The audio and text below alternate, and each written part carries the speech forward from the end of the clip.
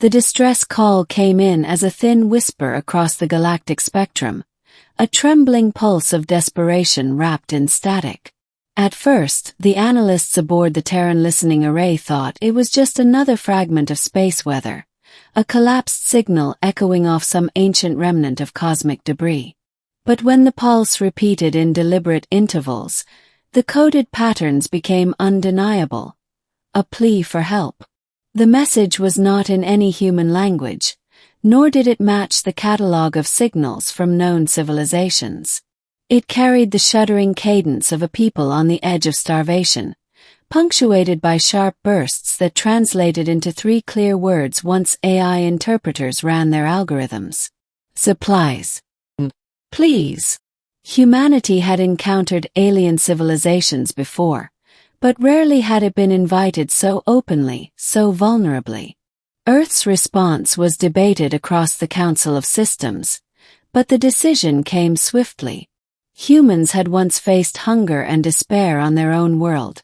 To leave another species to suffer the same fate felt unthinkable. And so the expedition began. The journey. The TSS Resolute, one of Earth's newest diplomatic battlecruisers, was chosen to lead the relief mission. Officially, its purpose was humanitarian, laden with food synthesizers, portable water refineries, and even greenhouses that could take root on barren soil. Unofficially, the Council wanted the show of strength that came with a warship at the front.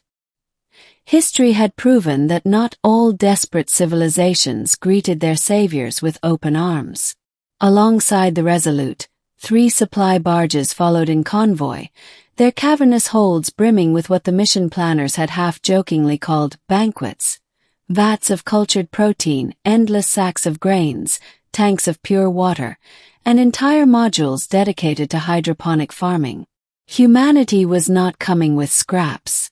It was arriving as if preparing to host the largest feast the galaxy had ever seen. Captain Ilara Vey, commander of the Resolute, stood before her crew as they slipped into faster-than-light transit. "We are not conquerors," she reminded them, her voice firm but warm. "We are emissaries of survival. If this species cries out, we will answer not only with strength but with abundance. Our weapons are for defense, nothing more. Our gifts are for life." No one argued. First contact. The system they entered 3 weeks later was scarred. From the moment they emerged from FTL, sensors showed orbital debris, shattered satellites, drifting wreckage of ships whose designs bore no resemblance to human engineering. Planets in the inner system had been stripped of their atmospheres long ago, nothing more than barren rocks circling a weary sun. But the 4th planet, Calvinar, still breathed. Barely. Its once vast oceans had retreated into shrunken basins. Cities clung to the coastlines like crumbling ruins, their skeletal towers leaning into dust storms. Above the surface, orbital stations hung powerless, their solar arrays dark, hulls pitted and cracked. And then came the first visual transmission. The aliens, later known to humans as the Ilyari, appeared gaunt, their exoskeletal frames shrunken and brittle.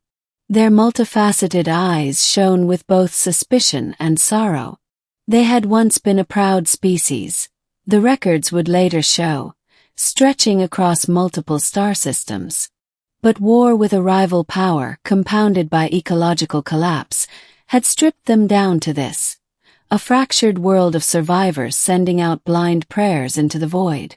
When they saw the human fleet, its sleek battlecruiser gleaming with polished alloy, its supply ships glittering with running lights, their first reaction was not gratitude. It was fear. "War has returned," one translator relayed from their message bursts. "The devourers have come again." Captain Vey ordered the supply barges to stay back, and had the Resolute broadcast an open message. Her words, carefully chosen, were carried across radio, laser, and subspace frequencies. "We are humans of Earth. We received your call. We bring food, water, and aid. We do not come as devourers. "We come as guests if you will have us." For 3 long days silence answered. On the 4th day a reply came. "Guests, bring life." It was not much, but it was permission. The banquets. The landing was one of the most extraordinary spectacles of the age. The Ilyari gathered in their ruined plazas, skeletal structures looming around them, as the supply barges descended. Cargo hatches opened, and modular habitats unfolded onto the cracked ground. Within hours, rows of hydroponic towers rose, pumping water distilled from the air itself. Portable ovens synthesized meals from nutrient blocks, shaping them into steaming bread, aromatic stews, and sweetened fruits that filled the air with scents many Ilyari had never known. The aliens approached hesitantly at first, their movements jerky and wary. But hunger overwhelmed suspicion. When the first Ilyari child tasted a piece of warm bread and let out a keening note of joy, the dam broke. Crowds surged forward, and the banquet began. For days, humans worked side by side with Ilyari, setting up distribution hubs, teaching them how to operate the greenhouses, and even showing them how to combine earth grains with native Calvinar plants to create new hybrid dishes.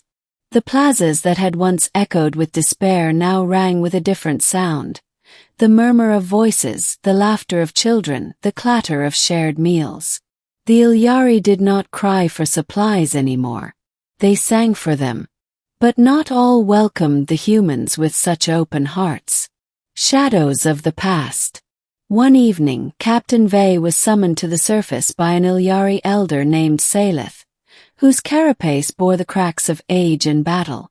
"You bring food," Salith rasped through the translator device. "You bring light. But do you bring chains?" Vey met his multifaceted gaze calmly. "No chains. Only hands." Salith's antennae twitched. "We have known conquerors who came bearing gifts. First they fed us. Then they ruled us." Vey gestured toward the shining bulk of the Resolute in orbit. "That ship is armed, yes. But not to threaten you. It protects this mission. If others come to harm you, we will stand with you." The elder studied her for a long time before speaking again. "Then you must stand soon. For they will come." Within days, Salith's warning proved true. The battlecruiser's purpose. Long-range sensors lit up with signatures at the edge of the system. Dozens of them. Their designs matched fragments from the wreckage already orbiting Calvinar. These were the rivals who had broken the Ilyari. The Drexari Dominion, a species that thrived by stripping worlds bare and enslaving their survivors. The Drexari fleet advanced without hesitation. Their message was as cold as it was brief. "Withdraw. Calvinar is ours. The weak are ours."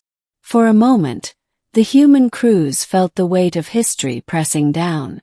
This was not the peaceful humanitarian mission they had hoped for. This was confrontation. Captain Vey gave the order no human captain ever relished, yet all trained for. Battle stations.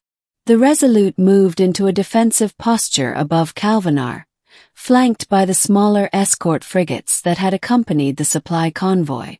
Though not as numerous as the Drexari fleet, the humans carried advanced shielding, precision rail cannons, and squadrons of interceptors.